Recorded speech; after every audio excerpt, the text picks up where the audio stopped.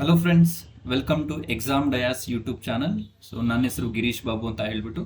So today ನಾವು ಯಾವ topic ಬಗ್ಗೆ ಡಿಸ್ಕಸ್ ಮಾಡ್ತಾ ಹೋಗೋಣ ಅಂದರೆ, ಇತಿಹಾಸದ ಒಂದು ಕ್ವಶನ್ಸ್ ಯಾವ ರೀತಿ ಒಂದು KE ಎಕ್ಸಾಮ್ಸ್ ಎಲ್ಲ ಏನು ನಡೆಸ್ತಿದೆ ಈಗ, ಆ ಒಂದು KE ಎಕ್ಸಾಮ್ಸ್ ಅಲ್ಲಿ ಯಾವ ರೀತಿ ಒಂದು ಕ್ವಶನ್ಸ್ ಅರೈಸ್ ಆಗಿದೆ. ನೆಕ್ಸ್ಟ್ ಅಪ್ಕಮಿಂಗ್ ಬರುವ ಒಂದು ವಿಲೇಜ್ ಅಕೌಂಟೆಂಟ್ ಆಗಿರ್ಬೋದು, PDO ಆಗಿರ್ಬೋದು, PSI ಆಗಿರ್ಬೋದು, ಯಾವ ರೀತಿ ಕ್ವಶನ್ಸ್ ನಾವು ಎಕ್ಸ್ಪೆಕ್ಟ್ ಮಾಡ್ಬೋದು ಈ ಒಂದು ಹಿಸ್ಟ್ರಿಯಿಂದ, ಆ ಥರ ಒಂದು ಕ್ವಶನ್ಸ್ನ ನೋಡ್ತಾ ಹೋಗೋಣ. ಕ್ಲಿಯರ್?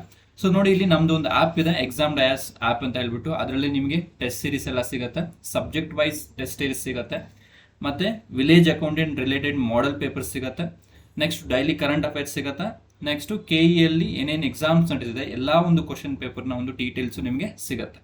ಕ್ಲಿಯರ್? ಅರ್ಥ ಆಯ್ತಲ್ವಾ? So let's get it the questions ಯಾವ ರೀತಿ ಅಂತ ನೋಡ್ತಾ ಹೋಗೋಣ. ನೋಡಿ, ಫಸ್ಟ್ ಕ್ವಶನ್ ಈ ಥರ ಇದೆ. Who are the national level socialist leaders who entered the Kagodu Satyagraha ಅಂತ ಕ್ವಶನ್ ಕೇಳಿದ್ದಾರೆ.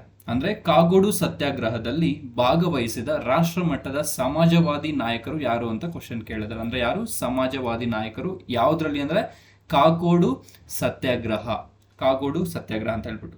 ಸೊ ಆಪ್ಷನ್ಸ್ ನೋಡಿ ಯಾವ ಥರ ಇದೆ. ಶಾಂತವೇರಿ ಗೋಪಾಲ ಗೌಡ ಮತ್ತು ಗರುಡಾ ಶರ್ಮಾ ಅಂತ ಇದೆ. ನೆಕ್ಸ್ಟ್ ಖಾದ್ರಿ ಶಾಮಣ್ಣ ಮತ್ತು ಈಶ್ವರಪ್ಪ ಅಂತ ಇದೆ. ನೆಕ್ಸ್ಟ್ ರಾಮ ಮೋಹನ ಮನೋಹರ ಲೋಹಿಯಾ ಮತ್ತು ಜಯಪ್ರಕಾಶ್ ನಾರಾಯಣ್ ಅಂತಿದೆ. ಆಪ್ಷನ್ ಡಿ ಬಂದ್ಬಿಟ್ಟು ರಾಮ ಮನೋಹರ ಲೋಹಿಯಾ ಮತ್ತು ಶಾಂತವೇರಿ ಗೋಪಾಲ ಗೌಡ ಅಂತ ಇದೆ. ಇಲ್ಲಿ ನೋಡಿ, ಎರಡು ಆಪ್ಷನ್ಸು ಒಂದು ನೇಮ್ ಅನ್ನೋದು ರಿಪೀಟ್ ಆಗಿದೆ ಅಂದರೆ ನಾವು ಇವೆರಡನ್ನು ಆರಾಮಾಗಿ ಎಲಿಮಿನೇಟ್ ಮಾಡ್ಬೋದು, ಹೌದಲ್ವಾ? ಸೊ ಹಾಗಾದ್ರೆ ಈ ಎರಡರಲ್ಲಿ ನಾವು ಡಿಸ್ಕಸ್ ಮಾಡ್ಬೇಕಂದ್ರೆ ಕರೆಕ್ಟ್ ಆಪ್ಷನ್ ಯಾವುದು ಅಂದರೆ ಆಪ್ಷನ್ ಸಿ, ರಾಮ ಮನೋಹರ ಲೋಹಿಯಾ ಮತ್ತು ಜಯಪ್ರಕಾಶ ನಾರಾಯಣ ಅಂತ ಹೇಳ್ಬಿಟ್ಟು. ಕ್ಲಿಯರ್? ಸೊ ಕಾಗೋಡು ಸತ್ಯಾಗ್ರಹದಲ್ಲಿ ಭಾಗವಹಿಸಿದ ರಾಷ್ಟ್ರ ಮಟ್ಟದ ಸಮಾಜವಾದಿ ಯಾರ್ಯಾರಪ್ಪ ಅಂದ್ರೆ ದಟ್ ಈಸ್ ರಾಮ ಮನೋಹರ ಲೋಹಿಯಾ ಮತ್ತು ಜಯಪ್ರಕಾಶ್ ನಾರಾಯಣ್ ಅಂತ ಹೇಳ್ಬಿಟ್ಟು. ಅರ್ಥ ಆಯ್ತಲ್ವಾ? ಸೊ ಅದ್ರ ಬಗ್ಗೆ ಅವ್ರ ಬಗ್ಗೆ ಒಂದು ಸ್ವಲ್ಪ ಡೀಟೇಲ್ ಸ್ವಲ್ಪ ತಿಳ್ಕೊಳ್ತಾ ಹೋಗೋಣ. ನೋಡಿ, ಇಲ್ಲಿ ಕಾಗೋಡು ಸತ್ಯಾಗ್ರಹ ಸ್ವತಂತ್ರದ ನಂತರ ನಡೆದ ಮೊದಲ ರೈತ ಚಳುವಳಿ ಆಗಿರುತ್ತೆ. Very important. ಸ್ವತಂತ್ರದ ನಂತರ ನಡೆದ ಮೊದಲ ರೈತ ಚಳುವಳಿ ಯಾವುದು ಅಂದ್ರೆ ದಟ್ ಈಸ್ ಕಾಗೋಡು ಚಳುವಳಿ ಅಂತ ಇರುತ್ತೆ. ಸೊ ಅದೆಲ್ಲಿ ಬರುತ್ತೆ ಅಂದ್ರೆ ಶಿವಮೊಗ್ಗ ಡಿಸ್ಟಿಕ್ ಅಲ್ಲಿ ಬರುತ್ತೆ. ಶಿವಮೊಗ್ಗ ಡಿಸ್ಟಿಕ್ ನ ಒಂದು ಸಾಗರ ತಾಲೂಕಿನಲ್ಲಿ ಬರುತ್ತೆ. ಸಾಗರ ತಾಲೂಕಿನ ಕಾಗೋಡು ಎಂಬಲ್ಲಿ ನಡೆಯುತ್ತೆ. ಎಷ್ಟರಲ್ಲಿ? 1951. ನೆನ್ಪಿಡ್ಬೇಕು, 1951. ನೆಕ್ಸ್ಟ್, ಕಾಗೋಡು ಸತ್ಯಾಗ್ರಹದಲ್ಲಿ ಭಾಗವಹಿಸಿದ ರಾಷ್ಟ್ರ ಮಟ್ಟದ ಸಮಾಜವಾದಿ ನಾಯಕರು ಈಗ ತಾನೇ ನಾವು ತಿಳ್ಕೊಂಡಿದ್ವಿ, ರಾಮ ಮನೋಹರ ಲೋಹಿಯಾ ಮತ್ತು ಜಯಪ್ರಕಾಶ್ ನಾರಾಯಣ ಅಂತ ಹೇಳ್ಬಿಟ್ಟು. ಅರ್ಥ ಆಯ್ತಲ್ವಾ? ಎಸ್. ನೆಕ್ಸ್ಟ್ ನೋಡಿ, ಇಲ್ಲಿ ಕಾಗೋಡು ಸತ್ಯಾಗ್ರಹದ ಶಿಲ್ಪಿ ಯಾರು ಅಂತ ನಮಗೆ ಕ್ವಶನ್ ಕೇಳ್ತಾರೆ. ಸೊ ಕಾಗೋಡು ಸತ್ಯಾಗ್ರಹದ ಶಿಲ್ಪಿ ಯಾರಪ್ಪ ಅಂದ್ರೆ H ಗಣಪತಿಯಪ್ಪ ಅಂತ ಹೇಳ್ಬಿಟ್ಟು. ಅರ್ಥ ಆಯ್ತಲ್ವಾ? ಎಸ್, ನೆನ್ಪಿಟ್ಕೊಳ್ಳಿ, ಕಾಗೋಡು ಸತ್ಯಾಗ್ರಹ 1951ರಲ್ಲಿ ನಡೀತು. ಈ ಕಾಗೋಡು ಎಲ್ಲಿ ಬರುತ್ತೆ? ಶಿವಮೊಗ್ಗದಲ್ಲಿ ಬರುತ್ತೆ. ಶಿವಮೊಗ್ಗ. ಕ್ಲಿಯರ್? ಎಸ್. ನೆಕ್ಸ್ಟ್ ನೋಡಿ, ಸೆಕೆಂಡ್ ಕ್ವಶನ್ ಈ ಥರ ಅದ. The Mysore tenancy and agriculture land laws committee was headed by ಅಂತ ಇದೆ. ಮೈಸೂರು ಗೇಣಿ ಪದ್ಧತಿ ಮತ್ತು ಕೃಷಿ ಭೂಮಿ ಕಾಯ್ದೆ ಸಮಿತಿಯ ಮುಖ್ಯಸ್ಥರು ಯಾರು ಅಂತ ಕ್ವಶನ್ ಕೇಳಿದ್ದಾರೆ. ನೋಡಿ, ಮೈಸೂರು ಗೇಣಿ ಪದ್ಧತಿ ಮತ್ತು ಕೃಷಿ ಭೂಮಿ ಕಾಯ್ದೆ ಸಮಿತಿಯ ಮುಖ್ಯಸ್ಥರು ಯಾರು ಅಂತ ಕ್ವಶನ್ ಕೇಳಿದ್ದಾರೆ. ಸೊ ಆಪ್ಷನ್ಸ್ ಯಾವ ಥರ ಇದೆ ನೋಡಿ, ಇಲ್ಲಿ BD ಜತ್ತಿ ಇದೆ, ಕಡಿದಾಳ್ ಮಂಜಪ್ಪ ಇದ್ದಾರೆ. Next option C S Nijalingappa, option D ಬಂದ್ಬಿಟ್ಟು ದೇವರಾಜ್ ಅರಸು ಅಂತ ಹೇಳ್ಬಿಟ್ಟು. ಸೊ ಆಪ್ಷನ್ ಸರಿಯಾದ ಉತ್ತರ ಏನು ಅಂದ್ರೆ ದಟ್ ಈಸ್ BD ಜತ್ತಿ ಆಗಿರ್ತಾರೆ. ಅಂದ್ರೆ BD ಜತ್ತಿ ಅವರು ಕರ್ನಾಟಕದ ಭೂ ಸುಧಾರಣಾ ಸಮಿತಿಯ ಮೊದಲ ಅಧ್ಯಕ್ಷರಾಗಿರ್ತಾರೆ. Very important. ಕರ್ನಾಟಕದ ಭೂ ಸುಧಾರಣಾ ಸಮಿತಿಯ ಮೊದಲ ಅಧ್ಯಕ್ಷರು ಯಾರು ಅಂತ ಕ್ವಶನ್ ಕೇಳ್ತಾರೆ. ದಟ್ ಈಸ್ BD ಜತ್ತಿ ಆಗಿರುತ್ತೆ. ಇದು ನಿಮಗೆ PDO ಕೂಡ ಇಂಪಾರ್ಟೆಂಟ್ ಆಗಿರುತ್ತೆ. ಕ್ಲಿಯರ್? ಎಸ್. ನೆಕ್ಸ್ಟ್ ನೋಡಿ, ಅವರ ಮೈಸೂರು ರಾಜ್ಯದ ಇವರು ಯಾರು ಅಂದ್ರೆ BD ಜತಿಯವರು ಮೈಸೂರು ರಾಜ್ಯದ ಮುಖ್ಯಮಂತ್ರಿ ಆಗಿದ್ದಾಗ ಎಷ್ಟರಲ್ಲಿ? 1961ರಲ್ಲಿ ಮೈಸೂರು ಭೂ ಸುಧಾರಣಾ ಕಾಯ್ದೆಯನ್ನು ಅಂಗೀಕರಿಸಲಾಯಿತು. ಕರ್ನಾಟಕದ ಭೂ ಸುಧಾರಣಾ ಸಮಿತಿಯ ಮೊದಲ ಅಧ್ಯಕ್ಷರು BD ಜತ್ತಿ ಆಗಿರ್ತಾರೆ. 1961ರಲ್ಲಿ ಮೈಸೂರು ಭೂ ಸುಧಾರಣಾ ಕಾಯ್ದೆಯನ್ನು ಇವರು ಅಂಗೀಕರಣ ಮಾಡಿರ್ತಾರೆ. ಕ್ಲಿಯರ್? ನೆಕ್ಸ್ಟ್ ನೋಡಿ, ಇಲ್ಲಿ ಇವರು 1958ರಿಂದ 1962ರವರೆಗೆ ಮೈಸೂರು ರಾಜ್ಯದ ಮುಖ್ಯಮಂತ್ರಿಯಾಗಿ ಸೇವೆ ಸಲ್ಲಿಸಿರ್ತಾರೆ. ಯಾವಾಗಿಂದ ಯಾವಾಗ? 1958 to 1962. ಇವರು ಭಾರತದ 5ನೇ ಉಪಾಧ್ಯಕ್ಷರಾಗಿ ಸೇವೆಯನ್ನು ಸಲ್ಲಿಸಿರ್ತಾರೆ. ಕ್ಲಿಯರ್? ನಂತರ ಇವ್ರು ಏನ್ ಮಾಡ್ತಾರೆ, ಭಾರತದ ಹಂಗಾಮಿ ಅಧ್ಯಕ್ಷರು ಕೂಡ ಆಗಿರ್ತಾರೆ. ಇವರು ಯಾವಾಗ ನಿಧನ ಹೊಂದಿದ್ರು ಅಂದ್ರೆ 2002ರಲ್ಲಿ ನಿಧನ ಹೊಂದಿರ್ತಾರೆ. ಯಾರು? BD ಜತ್ತಿ ಅವರು. ಅರ್ಥ ಆಯ್ತಲ್ವಾ? ಎಸ್. ನೆಕ್ಸ್ಟ್ ಕ್ವಶನ್ ನೋಡಿ, ಈ ತರ ಇದೆ. The temple built by Vishnuvardhana to commemorate the defeat of Cholas in Talakadu is. ಅಂದ್ರೆ ಚೋಳರನ್ನು ತಲಕಾಡಿನಲ್ಲಿ ಸೋಲಿಸಿದ ನೆನಪಿಗೆ ವಿಷ್ಣುವರ್ಧನನ ಕಟ್ಟಿಸಿದ ದೇವಾಲಯ ಯಾವುದು ಅಂತ ಹೇಳ್ಬಿಟ್ಟು, ಚೋಳರನ್ನು ತಲಕಾಡಿನಲ್ಲಿ ಸೋಲಿಸಿದ ನೆನಪಿಗಾಗಿ ವಿಷ್ಣುವರ್ಧನು ಯಾವ ದೇವಾಲಯವನ್ನ ಕಟ್ತಾನೆ ಅಂತ ಕ್ವಶನ್ ಕೇಳಿದ್ದಾರೆ. ಓಕೆ, ಸೊ ಆಪ್ಷನ್ಸ್ ಯಾವ ತರ ಇದೆ? ತಲಕಾಡಿನ ಕೀರ್ತಿ ನಾರಾಯಣ, ಕಪ್ಪೆ ಚೆನ್ನಿಗರಾಯ ದೇವಾಲಯ, ನೆಕ್ಸ್ಟ್ ತೊಂಡನೂರಿನ ವೇಲಾವಾದಿ, ನೆಕ್ಸ್ಟ್ ಬೇಲೂರಿನ ಚೆನ್ನಕೇಶವ. ಇದು ತುಂಬಾ ಸರಿ ಕ್ವಶನ್ ರಿಪೀಟ್ ಆಗಿದೆ. ದಟ್ ಈಸ್ ಯಾವ್ದಂದ್ರೆ, ಈ ವಿಷ್ಣುವರ್ಧನ್ ಚೋಳರನ್ನು ಸೋಲಿಸ್ತಾನೆ ಎಲ್ಲಿ? ತಲಕಾಡಿನಲ್ಲಿ. ಆ ನೆನಪಿಗಾಗಿ ಯಾವ ದೇವಸ್ಥಾನ ಕಟ್ತಾನೆ ಅಂದ್ರೆ ದಟ್ ಈಸ್ ಬೇಲೂರಿನ ಚೆನ್ನಕೇಶವ ದೇವಾಲಯ ಅಂತ ಕರಿತೀವಿ. ಕ್ಲಿಯರ್? ಬೇಲೂರಿನ ಚೆನ್ನಕೇಶವ ದೇವಾಲಯ ಎಲ್ಲಿದೆ? ಹಾಸನದಲ್ಲಿದೆ. ಹಾಸನದ ಬೇಲೂರಿನಲ್ಲಿದೆ. ಸೊ ಈ ಒಂದು ಬೇಲೂರಿನ ಚೆನ್ನಕೇಶವ ದೇವಾಲಯ ಯಾವ ನದಿ ದಡದ ಮೇಲೆ ಇದೆ ಅಂದ್ರೆ ಯುಗಚಿ ನದಿ ದಡದ ಮೇಲೆ ಇದೆ. ಯಾವುದು? ಯುಗಚಿ. ಓಕೆ, ನೋಡಿ ಇಲ್ಲಿ ಬೇಲೂರಿನ ಚೆನ್ನಕೇಶವ ದೇವಾಲಯದ ಬಗ್ಗೆ ಮತ್ತಷ್ಟು ಇನ್ಫಾರ್ಮೇಶನ್ ತಿಳ್ಕೊಳ್ತಾ ಹೋಗೋಣ. ಇದನ್ನು ಹೊಯ್ಸಳ ರಾಜ ವಿಷ್ಣುವರ್ಧನ ಕ್ರಿಸ್ತಶಕ 1116ರಲ್ಲಿ ಚೋಳರ ಮೇಲೆ ತನ್ನ ವಿಜಯದ ನೆನಪಿಗಾಗಿ ನಿರ್ಮಿಸ್ತಾನೆ. ಯಾರು? ರಾಜ ವಿಷ್ಣುವರ್ಧನ. ಈ ವಿಷ್ಣುವರ್ಧನ ಯಾವ ಒಂದು ಸಂತಾನಕ್ಕೆ, ಯಾವ ಒಂದು ಡೈನೆಸ್ಟಿಗೆ ಸಂಬಂಧಿಸಿದೆ ಅಂದ್ರೆ ಹೊಯ್ಸಳಕ್ಕೆ ಸಂಬಂಧಿಸ್ತಾನೆ. ಕ್ಲಿಯರ್? ನೆಕ್ಸ್ಟ್ ನೋಡಿ, ಬೇಲೂರು. ಹಿಂದಿನ ಕಾಲದಲ್ಲಿ ಇದನ್ನ ವೇಲಾಪುರಿ, ವೇಲೂರ್ ಮತ್ತು ಬೇಲಾಪುರ ಅಂತ ಕರೀತಾ ಇದ್ರಂತೆ. ಬೇಲೂರನ್ನ ವೇಲಾಪುರಿ, ವೇಲೂರ್ ಮತ್ತು ಬೇಲಾಪುರ ಎಂದು ಕರೆಯಲಾಗುತ್ತಿತ್ತು. ನೆಕ್ಸ್ಟ್ ನೋಡಿ ಇಲ್ಲಿ, ಇದು ಯಾವ ನದಿ ದಡದ ಮೇಲಿದೆ ಅಂದ್ರೆ ಯುಗಚಿ ನದಿ ದಡದ ಮೇಲೆ ಇದೆ ಮತ್ತು ಹೊಯ್ಸಳ ಸಾಮ್ರಾಜ್ಯದ ರಾಜಧಾನಿಗಳಲ್ಲಿ ಇದು ಒಂದಾಗಿತ್ತು. ಯಾವುದು? ಈ ಒಂದು ಬೇಲೂರು. ನೆಕ್ಸ್ಟ್ ನೋಡಿ, ಇದು ವೆರಿ ಇಂಪಾರ್ಟೆಂಟ್ ಆಗಿರುತ್ತೆ. ಇದು ನಕ್ಷತ್ರಾಕಾರದ ದೇವಾಲಯವಾಗಿದೆ. ಇದು ಯಾವ ಶೇಪಲ್ಲಿ ಇದೆ ಅಂದ್ರೆ ಸ್ಟಾರ್ ಶೇಪಲ್ಲಿ ಇದೆ, ಅಂದ್ರೆ ನಕ್ಷತ್ರಾಕಾರದ ದೇವಾಲಯವಾಗಿದೆ. ಸೊ ಭಗವಾನ್ ವಿಷ್ಣುವಿಗೆ ಸಮರ್ಪಿತವಾಗಿದೆ ಮತ್ತು ಬೇಲೂರಿನಲ್ಲಿ ದೇವಾಲಯದ ಸಂಕೀರ್ಣದಲ್ಲಿರುವ ಮುಖ್ಯ ದೇವಾಲಯವಾಗಿದೆ. ಇದು ಯಾವುದು? ಬೇಲೂರಿನ ಚೆನ್ನಕೇಶವ ದೇವಾಲಯ. ಸೊ ಇದು ನಕ್ಷತ್ರಾಕಾರದಲ್ಲಿದೆ. ನೆಕ್ಸ್ಟ್ ಇಂಪಾರ್ಟೆಂಟ್ ಏನಂದ್ರೆ ಯುಗಚಿ ನದಿ ದಡದ ಮೇಲೆ ಇದೆ, ಯುಗಚಿ. ಸೊ ಇದನ್ನ ಕಟ್ಟಿಸೋದು ಯಾರು ಅಂದ್ರೆ Vishnuvardhan.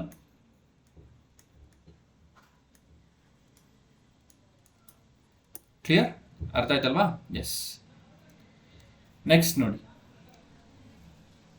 Petro Della Valle the Italian traveller visited whose court in Ikkeri ಅಂತ ಕ್ವಶನ್ ಕೇಳಿದ್ದಾರೆ. ಅಂದ್ರೆ ಇಟಲಿಯ ಪ್ರವಾಸಿ ಪೆಟ್ರೋ ಡೆಲ್ಲಾ ವ್ಯಾಲೆ ಇಕ್ಕೇರಿಯ ಯಾವ ಆಸ್ಥಾನಕ್ಕೆ ಭೇಟಿ ನೀಡಿದ್ದ ಅಥವಾ ಯಾರ ಆಸ್ಥಾನಕ್ಕೆ ಭೇಟಿ ನೀಡಿದ್ದ ಅಂತ ಕ್ವಶನ್ ಕೇಳಿದ್ದಾರೆ. ಆಪ್ಷನ್ಸ್ ನೋಡಿ ಇಲ್ಲಿ, ಸದಾಶಿವ ನಾಯಕ, ಚಿಕ್ಕ ಸಂಕಣ್ಣ ನಾಯಕ, ವೆಂಕಟಪ್ಪ ನಾಯಕ ಮತ್ತೆ ಶಿವಪ್ಪ ನಾಯಕ ಅಂತ ಆಪ್ಷನ್ಸ್ ಕೊಟ್ಟಿದ್ದಾರೆ. ಸೊ ಇಲ್ಲಿ ಸರಿಯಾದ ಉತ್ತರ ಯಾವುದಪ್ಪ ಅಂದ್ರೆ ದಟ್ ಈಸ್ ವೆಂಕಟಪ್ಪ ನಾಯಕ ಅಂತ ಹೇಳ್ಬಿಟ್ಟು. ಈ ಒಂದು ಇಟಲಿಯ ಪ್ರವಾಸಿ ಪೆಟ್ರೋ ಡೆಲ್ಲಾ ವಾಲೆ ಇಕ್ಕೇರಿಯಾದ ವೆಂಕಟಪ್ಪ ನಾಯಕನ ಒಂದು ಆಸ್ಥಾನಕ್ಕೆ ಭೇಟಿ ನೀಡ್ತಾನೆ. ನೋಡಿ ಇಲ್ಲಿ, ಕ್ರಿಸ್ತಶಕ 1623ರಲ್ಲಿ ಇಟಲಿಯ ಪ್ರವಾಸಿಯಾದ ಪೀಟ್ರೋ ಡೆಲ್ಲಾ ವ್ಯಾಲೆ ಇಕ್ಕೇರಿಯಾದ, ಅಂದ್ರೆ ಇದು ಕೆಳದಿಯ ರಾಜಧಾನಿ ಆಗಿರುತ್ತದೆ. ಇಕ್ಕೇರಿ ಅನ್ನೋದು ಕೆಳದಿಯ ರಾಜಧಾನಿ ಆಗಿರುತ್ತದೆ. ಆ ಒಂದು ರಾಜ್ಯವನ್ನು ಆಳ್ತಾ ಇದ್ದ ವೆಂಕಟಪ್ಪ ನಾಯಕನ ಆಸ್ಥಾನಕ್ಕೆ ಭೇಟಿ ನೀಡುತ್ತಾನೆ. ಯಾರು? ಈ ಒಂದು ಪೆಟ್ರೋ ಡೆಲ್ಲಾ ವಾಲೆ ಅಂತ ಪ್ರವಾಸಿಗ. ಕ್ಲಿಯರ್? ಎಸ್. ನೆಕ್ಸ್ಟ್ ನೋಡಿ, after which movement was the name Gandhi province given to Karnataka? ಯಾವ ಚಳುವಳಿಯ ನಂತರ ಕರ್ನಾಟಕಕ್ಕೆ ಗಾಂಧಿ ಪ್ರಾಂತ್ಯ ಎನ್ನುವ ಹೆಸರನ್ನು ನೀಡಲಾಗಿತ್ತು? ನೋಡಿ, ಇನ್ನೊಂದ್ಸರಿ ಕ್ವಶನ್ ನೋಡಿ, ಯಾವ ಚಳುವಳಿಯ ನಂತರ ಕರ್ನಾಟಕಕ್ಕೆ ಗಾಂಧಿ ಪ್ರಾಂತ್ಯ ಆರ್ ಗಾಂಧಿ ಪ್ರಾವಿನ್ಸ್ ಎಂಬ ಹೆಸರನ್ನು ನೀಡಲಾಗಿತ್ತು ಅಂತ ಕ್ವಶನ್ ಕೇಳಿದ್ದಾರೆ. ಸೊ ಆಪ್ಷನ್ಸ್ ಏನಿದೆ? ನಾಗರಿಕ ಅವಿಧೇಯತೆ ಚಳುವಳಿ 1930, ಕ್ವಿಟ್ ಇಂಡಿಯಾ ಚಳುವಳಿ 1942, ಸ್ವದೇಶಿ ಚಳುವಳಿ 1905, ನೆಕ್ಸ್ಟ್ ಅಸಹಕಾರ ಚಳುವಳಿ 1920 ಅಂತ ಕರಿತೇವೆ.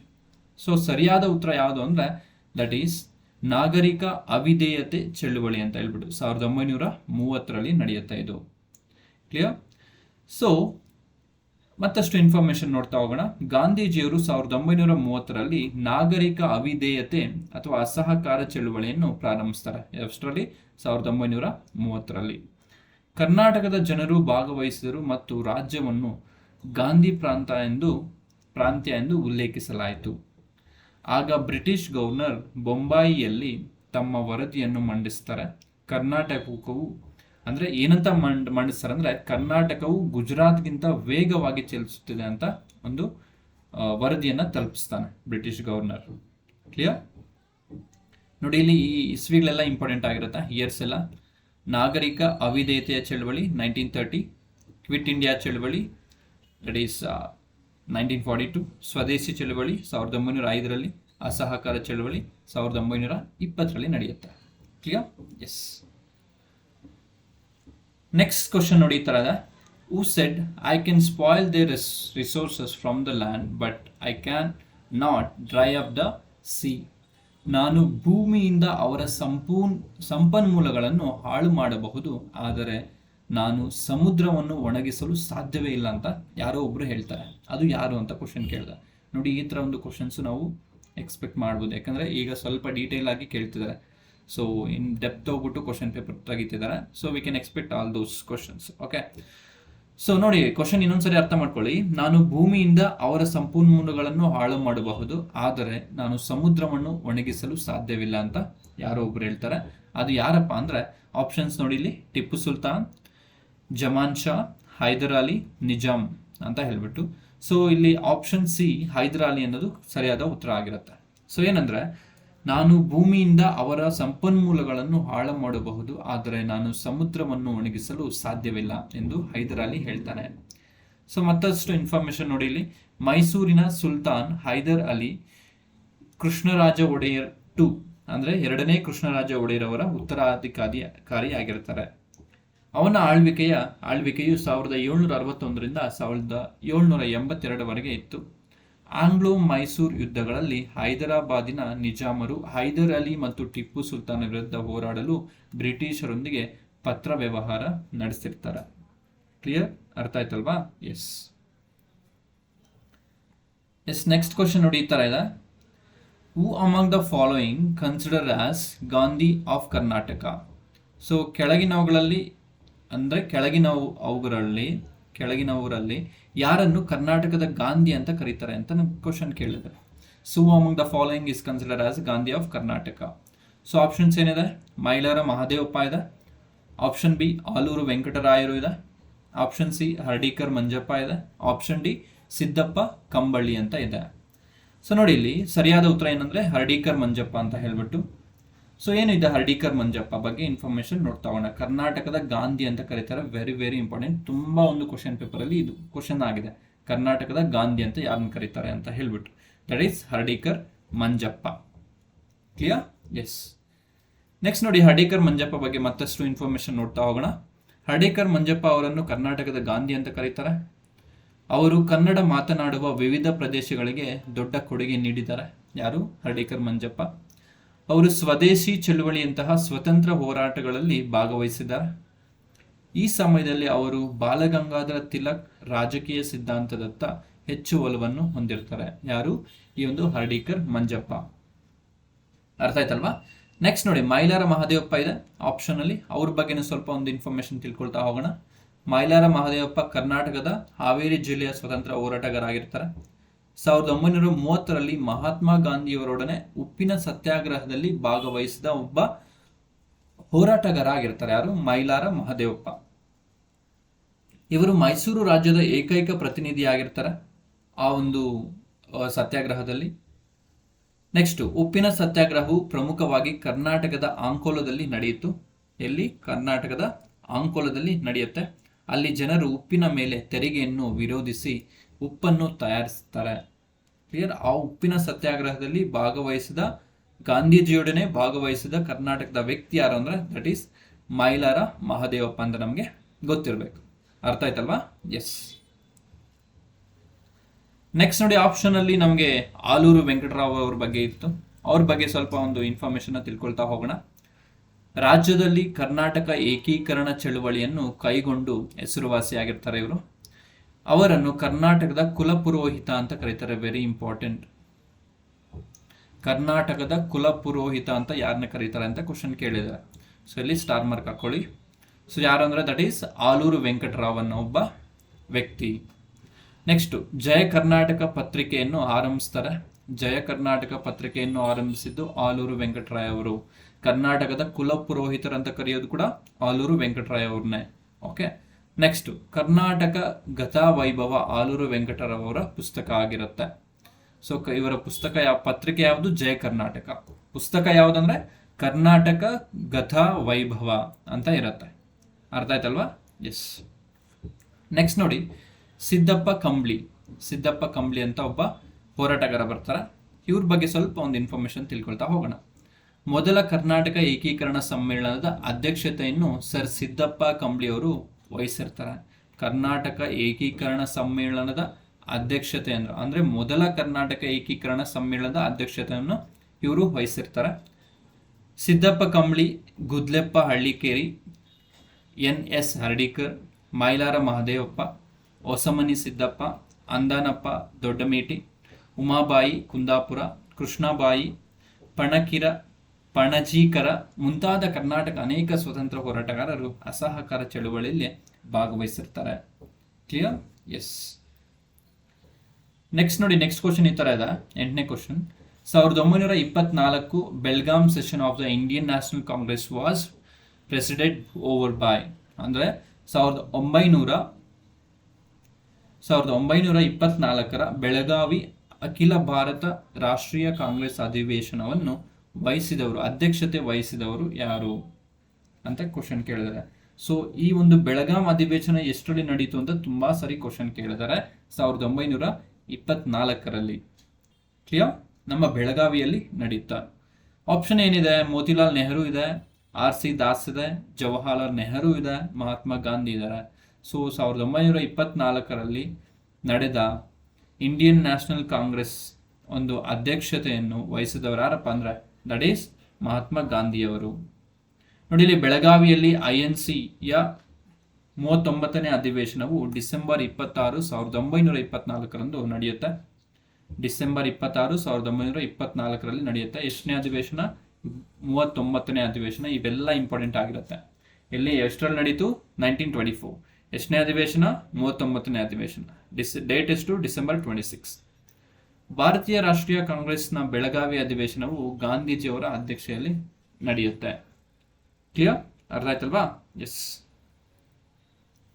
ನೆಕ್ಸ್ಟ್ ನೋಡಿ, ಇಲ್ಲಿ the English East India company established their first factory in India is. English East India ಕಂಪನಿಯು ಭಾರತದ ಯಾವ ನಗರದಲ್ಲಿ ತನ್ನ ಮೊದಲ ಕಾರ್ಖಾನೆಯನ್ನು ಸ್ಥಾಪಿಸಲಾಯಿತು ಅಂತ ಕ್ವಶನ್ ಕೇಳಿದೆ. ಸೊ ಆಪ್ಷನ್ ಏನಿದೆ? ಸೂರತ್ ಇದೆ, ಬಾಲಸೂರ್ ಇದೆ, ಮದ್ರಾಸ್ ಇದೆ, ಕೋಲ್ಕತ್ತಾ ಇದೆ. ಸೊ ಎಲ್ಲಿ ನಡೀತಾ ಅಂದ್ರೆ ಫಸ್ಟ್ ಎಲ್ಲಿ ಸ್ಥಾಪನೆ ಮಾಡಿತ್ತು ಅಂದ್ರೆ ಸೂರತ್ ಅಲ್ಲಿ ಸ್ಥಾಪನೆ ಮಾಡಿರುತ್ತೆ. ಅಂದ್ರೆ ಈಸ್ಟ್ ಇಂಡಿಯಾ ಕಂಪನಿಯ ಮೊದಲ ಕಾರ್ಖಾನೆಯನ್ನು 1613ರಲ್ಲಿ ಸೂರತ್ನಲ್ಲಿ ನಿರ್ಮಿಸಲಾಯಿತು. ಕ್ಲಿಯರ್? ನೆಕ್ಸ್ಟ್ ಕ್ವಶನ್ ನೋಡಿ, who was the Mughal empire at the time of Ahmad Shah Abdali invasion of India. ಅಂದ್ರೆ ಮೊಹಮ್ಮದ್ ಶಾ ಅಬ್ದಾಲಿ ಭಾರತದ ಆಕ್ರಮಣದ ಸಮಯದಲ್ಲಿ ಯಾರು ಮೊಘಲ್ ಸಾಮ್ರಾಟನಾಗಿದ್ದರು ಅಂತ ಕ್ವಶನ್ ಕೇಳಿದರೆ. ಸೊ ಆಪ್ಷನ್ಸ್ ಏನಿದೆ? ಮೊಹಮ್ಮದ್ ಶಾ, ಅಹಮದ್ ಶಾ, ಶಾ ಆಲಂ 1, ಶಾ ಆಲಂ 2 ಅಂತ ಹೇಳ್ಬಿಟ್ಟು. ನೋಡಿ, ಸರಿಯಾದ ಉತ್ತರ ಏನಾಗಿರುತ್ತೆ? ಶಾ ಆಲಂ 1 ಆಗಿರ್ತಾನೆ. ಮೊಹಮ್ಮದ್ ಶಾ ಅಬ್ದಾಲಿ 1748ರಿಂದ 1767ರವರೆಗೆ 7 ಬಾರಿ ಭಾರತವನ್ನು ಆಕ್ರಮಿಸಿರ್ತಾನೆ. ಯಾರು? ಮೊಹಮ್ಮದ್ ಶಾ ಅಬ್ದಾಲಿ. ಅವರು ಡಿಸೆಂಬರ್ 1747ರಲ್ಲಿ ಭಾರತವನ್ನು ಆಕ್ರಮಿಸಲು 40,000 ಸೈನಿಕರೊಂದಿಗೆ ಖೈಬರ್ ಪಾಸ್ ಅನ್ನು ದಾಟ್ತಾರೆ. ನೆಕ್ಸ್ಟ್, ಆ ಸಮಯದಲ್ಲಿ ಭಾರತವನ್ನು ಶಾ ಆಲಂ 1 ಆಳ್ವಿಕೆ ನಡೆಸ್ತಿರ್ತಾನೆ. ಅರ್ಥ ಆಯ್ತಲ್ವಾ? ಎಸ್ ನೋಡಿ friends, this is all about today's class. ಈ ಒಂದು ಸೆಷನ್ ಅಲ್ಲಿ ನಾವು ಒಂದು ಒಂದು ಹಿಸ್ಟ್ರಿ ಕ್ವಶನ್ಸ್ನ ಡಿಸ್ಕಸ್ ಮಾಡಿದ್ದೀವಿ. ನಿಮಗೆ ಇನ್ನೂ ಮೋರ್ ಡೀಟೇಲ್ಸ್ ಬೇಕು ಅಂದರೆ ನೀವು ಇಲ್ಲಿ ವಾಟ್ಸಪ್ ನಂಬರ್ ಇದೆ, ನೀವೇನಾದರೂ ಒಂದು ಟೆಸ್ಟ್ ಸೀರೀಸ್ಗೆ ಜಾಯ್ನ್ ಆಗಬೇಕು, ಇಲ್ಲಾಂದರೆ ಆ್ಯಪ್ನ ಡೌನ್ಲೋಡ್ ಮಾಡಬೇಕು, ಯಾವ ರೀತಿ ಡೌನ್ಲೋಡ್ ಮಾಡಬೇಕು ಏನು ಎಲ್ಲ ಒಂದು ಇನ್ಫಾರ್ಮೇಷನ್ಗೆ ಈ ನಂಬರ್ಗೆ ನೀವು ಕರೆ ಮಾಡ್ಬೋದು. ಅದೇ ರೀತಿ ಒಂದು ಪ್ರೈಸ್ ಇಲ್ಲಿ ಕೊಟ್ಟಿದ್ದೀವಿ. ಓಕೆ, ಆಫರು ಕೂಡ ಇದೆ, ನಿಮಗೆ ಅರ್ಲಿ ಬರ್ಡ್ ಆಫರ್ ಇದೆ 54%. ಸೊ ನಿಮಗೆ ಈ ಒಂದು ಡೌನ್ಲೋಡ್ ಮಾಡಿಕೊಂಡ್ರೆ ನಿಮಗೆ ಡೈಲಿ PDF ಸಿಗುತ್ತೆ, ಡೈಲಿ ಕರೆಂಟ್ ಅಫೇರ್ಸ್ PDF ಸಿಗುತ್ತೆ, ನೋಟ್ಸ್ ಒಂದು PDF ಸಿಗುತ್ತೆ, ಒಂದು ವಿಲೇಜ್ ಅಕೌಂಟೆಂಟ್ ಆಗಿರ್ಬೋದು, PDO ಆಗಿರ್ಬೋದು, ಎಲ್ಲ ಒಂದು ಎಕ್ಸಾಮ್ಸ್ ರಿಲೇಟೆಡು ನಿಮಗೆ ನೋಟ್ಸು ಸಿಗ್ತಾ ಹೋಗುತ್ತೆ. ಅರ್ಥ ಆಯ್ತಲ್ವಾ? ಸೊ ನಿಮಗೆ ಹೆಚ್ಚಿನ ಇನ್ಫಾರ್ಮೇಷನ್ ಬೇಕು ಅಂದರೆ ಈ ನಂಬರ್ಗೆ ಕಾಲ್ ಮಾಡ್ಬೋದು. Thank you. See you in the next class.